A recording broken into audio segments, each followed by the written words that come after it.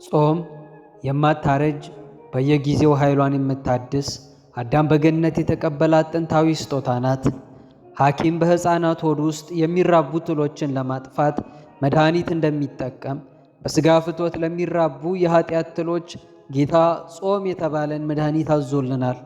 ጾም ወደ ነፍሳችን ስትገባ የተሰወሩ ኃጢአቶችን ታጠፋልናለች።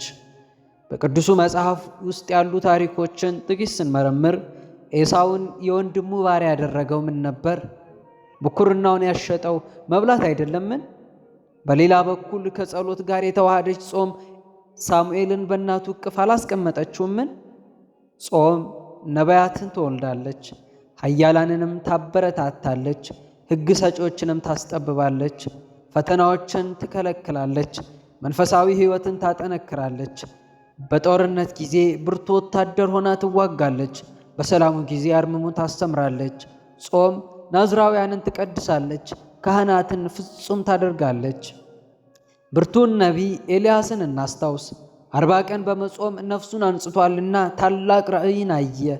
እንዲሁም ከጾመኛው ከኤልያስ አፍ የወጣው ድምፅ ሰዎች በንስሐ ይመለሱ ዘንድ ሰማይን ለጎመ። ወዳጆቼ ሆይ በባቢሎን የነበሩትን 3ቱን ወጣቶች አስታውሱ። እነርሱ ልክ እንደ አስቤስቶስ ናቸው። አስቤስቶስ የተባለ ንጥረ ነገር አለ። ለየት የሚያደርገው እሳቱ ሲገባ በእሳት ተያይዞ አለመቀጣጠሉ ነው። እንደ ከሰል ይነዳል፣ ግን አመድ የለውም። 3ቱ ወጣቶች ሰውነታቸውን ለጾም አሳልፈው ሰጥተዋልና እንደ አስቤስቶስ ሆኑ። ጾምን ታጥቀው ወደ እቶኑ ገቡ፣ እሳቱን ረግጠው ወጡ። የነደዱብን የኃጢአት እሳቶች ይጠፉልን ዘንድ የተቀደሰችውን ጾም ወደ ነፍሳችን እንጋብዛት። ጾማችንን የበረከት ያድርግልን።